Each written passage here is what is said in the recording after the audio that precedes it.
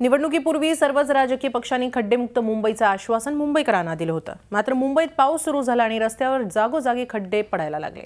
या खड्ड्यांमुळे वाहन चालकांना मोठ्या त्रासाला सामोरं जावं लागतंय। या खड्ड्यांमुळे अनेकदा रस्त्यात वाहतूक कोंडी होतीये, वाहनही रस्त्यात बंद पडण्याच्या तक्रारी वाढल्यात। खड्ड्यांचा त्रास मोटरसायकलस्वारांना सर्वाधिक होतोय। लोकमान्य टिळक टर्मिनस इथं ऐन वळणावर मोठमोठे खड्डे झालेले आहेत। याचा आढावा घेतलाय आमचे प्रतिनिधी प्रशांत अंकुशराव यांनी।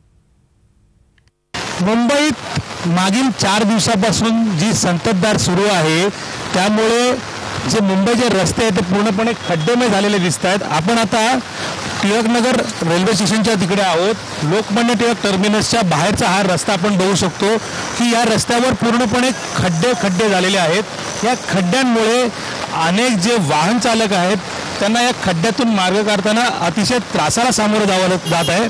त्यामुळे आतमधले बसलेले जे प्रवासी आहेत ते सुद्धा यामुळे त्यांना त्रास होत आहे।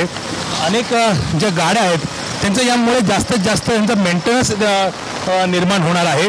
तर मागील वर्षी सुद्धा याच ठिकाणी हे खड्डे पडले होते आणि पुन्हा ह्या वर्षी सुद्धा इथेच खड्डे पडत आहेत। म्हणजे याचा कुठेतरी एक अर्थ लागतोय की जे प्रशासन आहे त्यांनी या रस्त्याकडे लक्ष दिलंय की नाही त्याबद्दल म्हणजे मोठी चिंता व्यक्त केली जात आहे।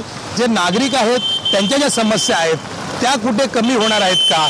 त्या रस्त्यामधले खड्डे आणि खड्ड्यामधले रस्ते हे शोधत मुंबईकरांचं आयुष्य जाणार आहे का? हाच एक प्रश्न निर्माण होत आहे। व्हिडिओ जर्नलिस्ट मोहन दुबेसह प्रशांत अंकुशराव, झी मीडिया, मुंबई।